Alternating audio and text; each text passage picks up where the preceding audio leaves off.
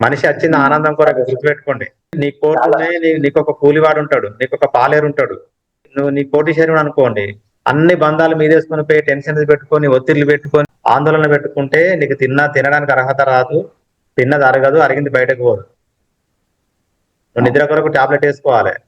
నీకు పనిచేసే పాలేరు, ఆడు మంచిగా 3 పూటలు తింటాడు, ఆడు హాయిగా వంటాడు, నీకంటే శక్తివంతంగా వాడు పనిచేస్తాడు. పోయేటప్పుడు నువ్వు ఖాళీగా పోతావు, వాడు ఖాళీగా పోతాడు. అలెగ్జాండర్ స్టోరీ చనిపోయినప్పుడు చేతులు చనిపోయినప్పుడు శవపేటికలో నన్ను ఊరేగింపు చేయండి, కానీ నా 2 చేతులు ఇట్లా బయటకు వెళ్ళబెట్టి ఊరేగింపు చేయండి అని చెప్తాడు అలెగ్జాండర్. అలెగ్జాండర్ ఎవరో తెలుసా నాగరాన్ మేడం? తెలుసా, చరిత్రలో ఉంది. ప్రపంచాన్ని జయించి కొన్ని లక్షల ఎకరాలు, కొన్ని లక్షల కిలోల బంగారము, కొన్ని లక్షల కోట్ల డబ్బు అతని దగ్గర ఉన్నట్టు. కానీ పోయేటప్పుడు నేను ఖాళీ చేతులతోటి పోతున్నా, నేను బతికినన్నంత కాలం ఆటికరగా బతికినా, పోయేటప్పుడు ఖాళీ చేతులతోటి పోతున్నా అని చెప్పి నేను సొసైటీకి ఒక మెసేజ్ ఇవ్వాలని చెప్పి చచ్చిపోయేటప్పుడు అందరికి విన్నవించుకుంటాడు. కాబట్టి అన్ని మీదేసుకొని తలనొప్పులు పెట్టుకోకండి, ఉన్న దాంట్లో సంతృప్తిగా హాయిగా జీవించండి.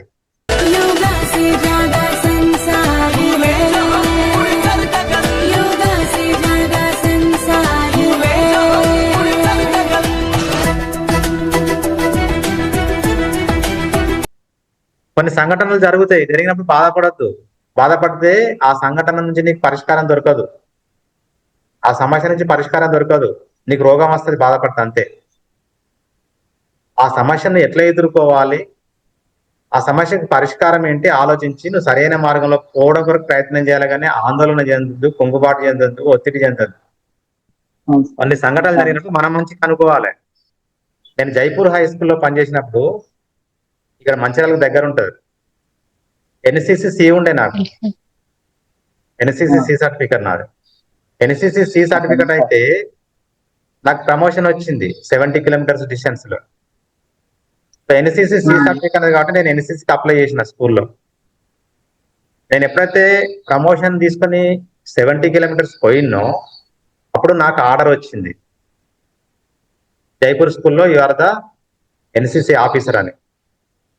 మళ్ళీ నేను హైదరాబాద్కి వెళ్ళి ట్రాన్స్ఫర్ పెట్టుకొని ఆర్డర్ పట్టుకొని ఇక్కడ జిల్లాలో డీవా దగ్గరికి వచ్చి కలిసి నాకు ట్రాన్స్ఫర్ చేయండి, మళ్ళీ జైపూర్ స్కూల్కి రప్పించండి, మంచిర్యాలకు దగ్గర ఉంది, పెద్ద స్ట్రెంత్ అని చెప్పి నేను ట్రై చేసిన.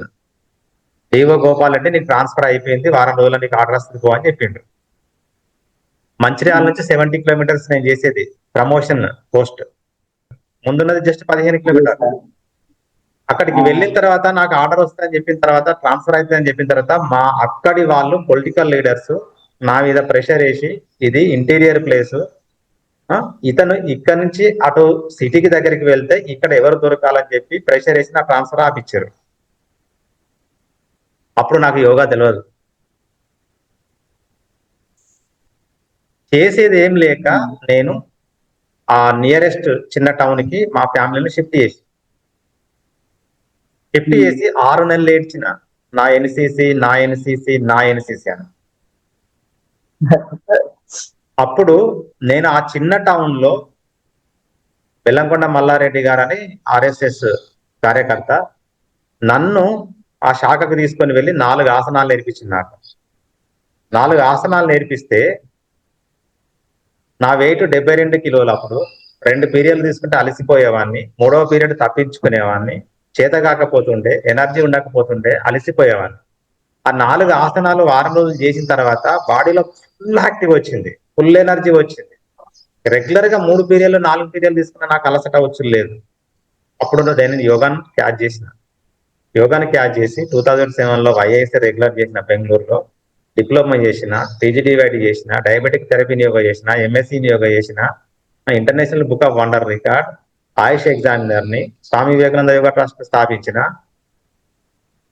కొన్ని లక్షల మందికి నా యోగా సర్వీసెస్ అందుతున్నాయి. అప్పుడు ఏది నా ప్రమోషన్ స్కూల్లో నాకు ఈ తత్వం తెలిసి ఉంటే 6 నెలలు ఏడవకపోతుంటే. ఏడ్చిన, ఏది తత్వం తెలియదు. అలాంటి జరిగినప్పుడు నా మంచికి అనుకోవాలి. అర్థమైందా? అది తెలియకుండా అప్పుడు ఏడ్చిన. ఒకవేళ నేను ఎన్సిసి ఆఫీసర్ అయితే కేవలం ఒకటే స్కూల్ కు పరిమితం అయ్యాను. ఎన్సిసి నాకు ట్రాన్స్ఫర్ ఆగిపోయింది కాబట్టి నాకు యోగం వచ్చింది. అంటే నా మంచిగా జరిగినట్టు కదా నేను మీకు క్లాస్ ఇస్తున్నా. మహిమా మేడం చెన్నై నుంచి, Nagarani madam Mancherial, Hanumanth sir Mahabubnagar, Manjula madam Hyderabad, Vismitha madam Bengaluru. అంటే నా సర్వీసెస్ ఎక్కడికి పోతున్నాయి? నేషనల్ వైడ్ వెళ్ళిపోయినాయా? ఇది రావడానికి కారణం ఏంటి? యోగా. అది నా మంచిగా జరిగిందా? అవును సార్. ఆ ట్రాన్స్ఫర్ ఆగడం అనేది నా మంచిగా జరిగిందా? ఇక్కడ ఉండాల్సింది అట్లా నేను 6 నెలలు ఏడ్చిన, నాకు తత్వం తెలియదు. 6 నెలల నేను ఏడ్చిన దాంట్లో నిజంగా ఇట్లా నా బాడీ ఇట్లా కరెక్ట్ లేకపోతే, యోగాకు పోకపోతే నాకు బీపీ షుగర్ వచ్చేది.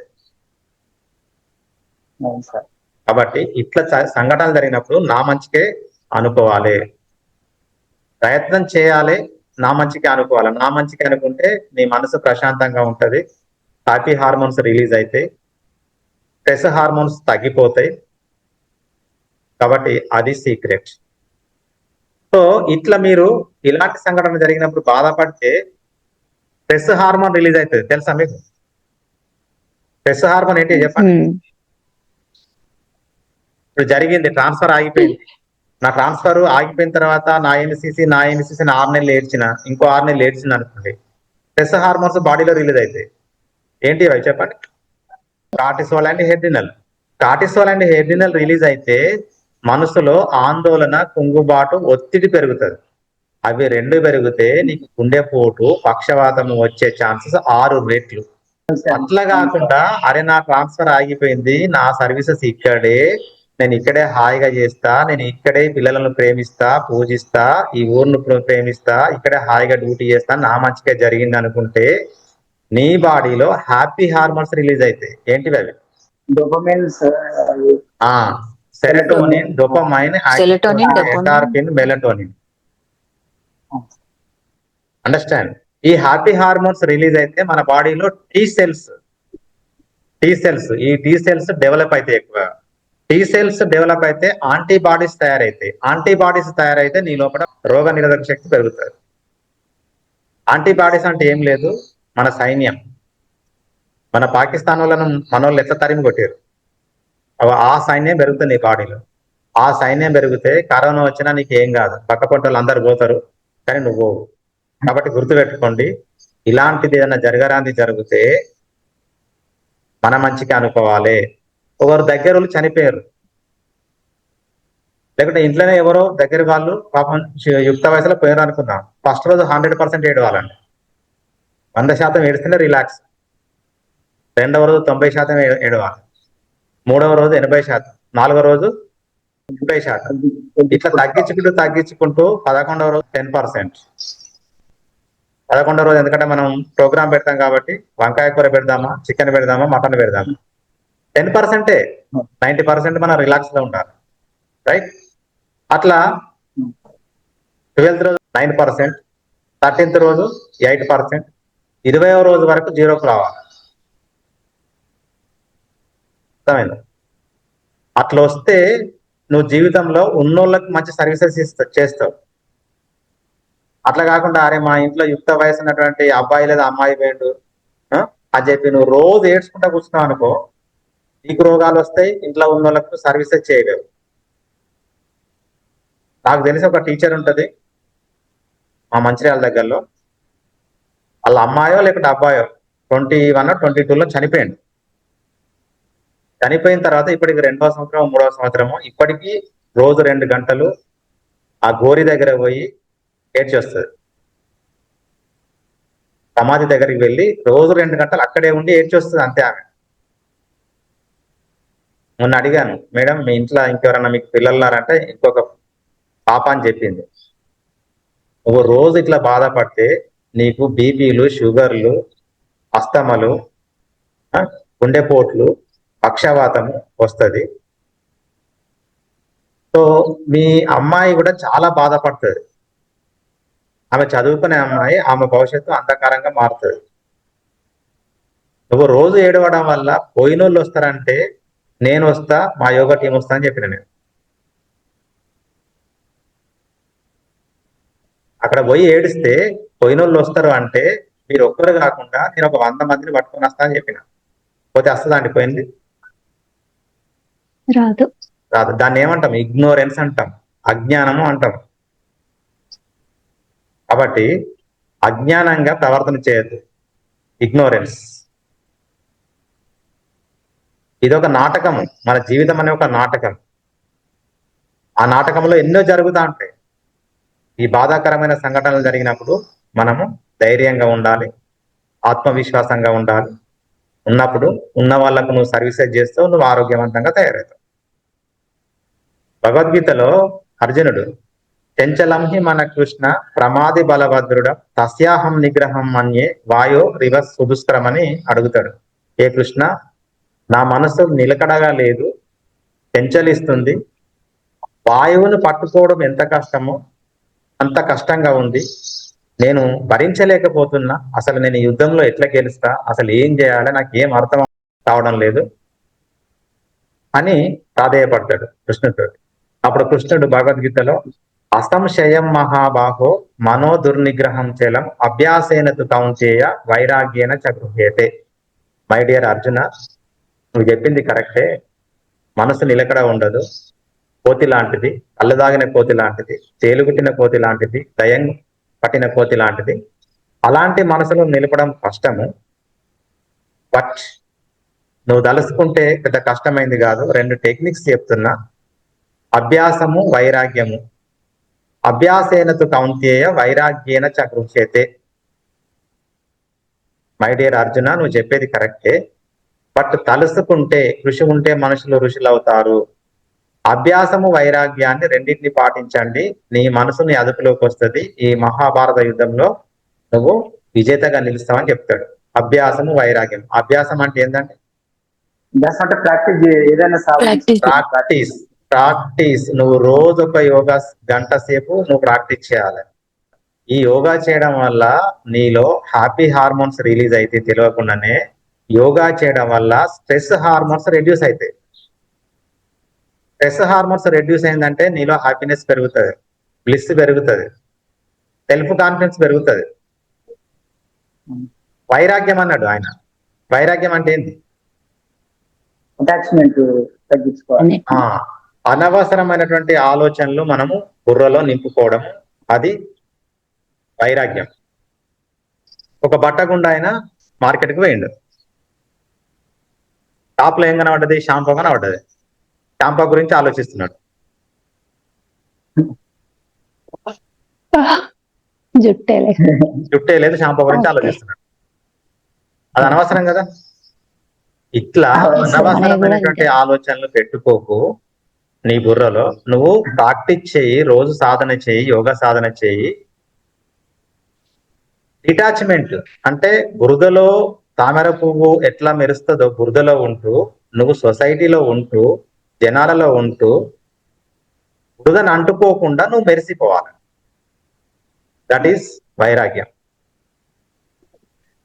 ఇవి 2 మెయింటైన్ చేయి, నువ్వు ఈ మహాభారత యుద్ధంలో విజేతగా నిలుస్తామని చెప్తాడు.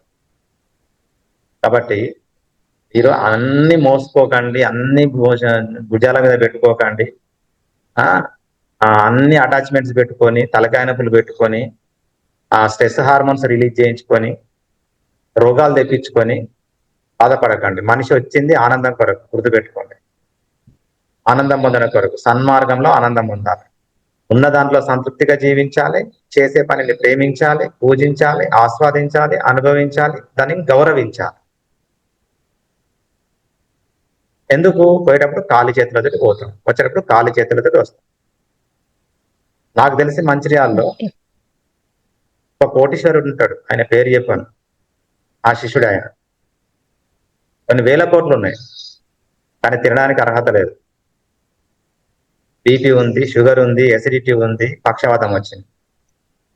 తినడానికి అర్హత లేదు, ఏదో జ్యూస్ తాగుతాడు అంతే. అలా తిన్నది అరిగి బయటకు రావాలి, అది అంత ఈజీగా అరగదు. అలా టాబ్లెట్ వేసుకోవాలి బయటకు రావడానికి. నిద్ర పట్టదు, టాబ్లెట్ వేసుకోవాలి. అదే ఫామ్ హౌస్ లో తన కింద పని మనిషి ఉంటాడు, వాడు రోజు ఆయన కింద పని చేసి ఏది పడితే అది తింటాడు, తిన్నది ఈజీగా అరిగించుకుంటాడు, అరిగింది ట్యాబ్లెట్ లేకుండా బయటకు పోతుంది.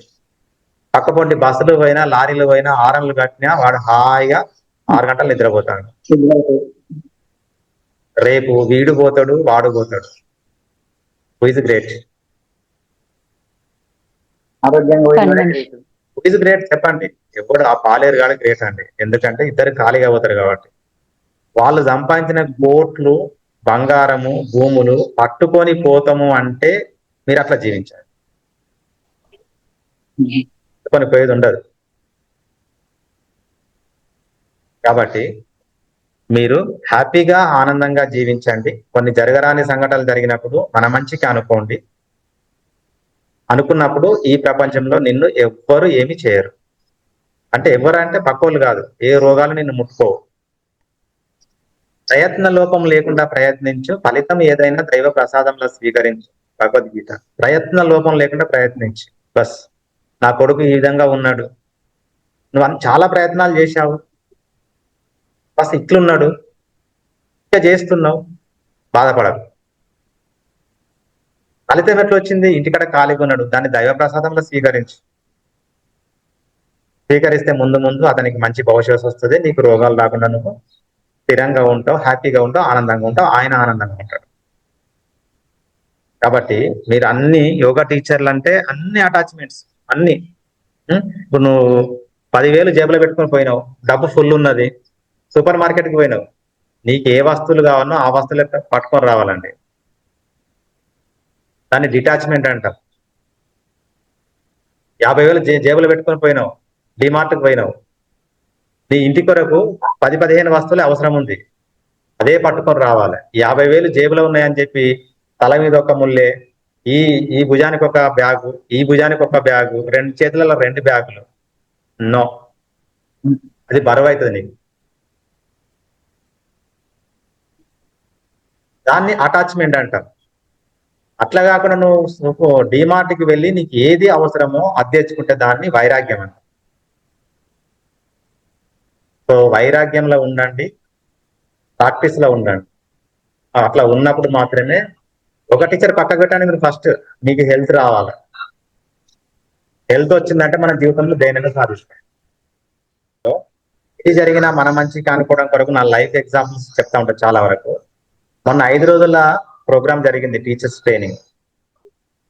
ఫిజికల్ సైన్స్ ను 2 రూములలో డివైడ్ చేసి కూర్చోబెట్టారు. కూర్చోబెడితే మధ్య మధ్యలో ఈ పాటలు పాడిస్తున్నాడు ఆయన టీఆర్పి. నేను వాడతానన్న సంగతి ఆయనకు తెలియదు, తెలుసు కొంచెం కొంచెం, కానీ ఎవరెవరినో పిలుస్తున్నాడు, పాడిస్తున్నాడు, పిలుస్తున్నాడు, పాడిస్తున్నాడు, ఆయనే పిలుస్తున్నాడు, పాడిస్తున్నాడు. నేను కూడా పాడగలను ట్రాక్ లో బ్రహ్మాండంగా పాటలు. నాకు తత్వం తెలుసు, ఏం తెలుసు, నా మంచికే అనుకున్నా. నేను నా మంచికే నన్ను ఆయన పిలుస్తాను, నా మంచికే అనుకున్నా. సాటర్డే రోజు అందరం క్లబ్ చేసి, మాకు సైన్స్ సెంటర్ ఉంటుంది, ఒక హాల్ ఉంటుంది. ఆ రోజు కామన్ క్లాస్ అన్నమాట. సిద్దిపేట నుంచి ఒక గెస్ట్ లెక్చర్ వచ్చిండు, కామన్ క్లాస్. అందరు కూర్చున్నారు. అందరు కూర్చుంటే ఆ రోజు నన్ను పిలిచిండు. అంటే ఒక్క రూమ్ కాకుండా 2 రూమ్ల ముందు నేను ఒక అద్భుతమైన పాట పాడి, అంటే ఆ బిఫోర్ 2 days నేను బాధపడలే. అరే నన్ను పిలుస్తలేడు, నాకు పాటలు వచ్చు, వాళ్ళనే పిలుస్తున్నాడు, నన్ను పిలుస్తలేడు. అప్పుడు బాధపడితే ఏం రిలీజ్ అవుతుంది? Stress hormone, cortisol and adrenal. అవి రిలీజ్ అయిందంటే నీవు నీ చావుకు దగ్గర అవుతున్నావు, రోగానికి దగ్గర అవుతున్నావు. గుర్తుపెట్టుకోండి, నీకు నువ్వే కొని తెచ్చుకుంటున్నావు రోగాలు కదా. నా మంచిగా అనుకున్నాను. బస్ 3వ రోజు 4వ రోజు అంత హాల్లో 3-4 పాటలు అద్భుతంగా పాడిన, యోగా టిప్స్ చెప్పిన, అందరు హ్యాపీగా ఫీల్ అయ్యారు. నేను అంతెవరో తెలిసిందా.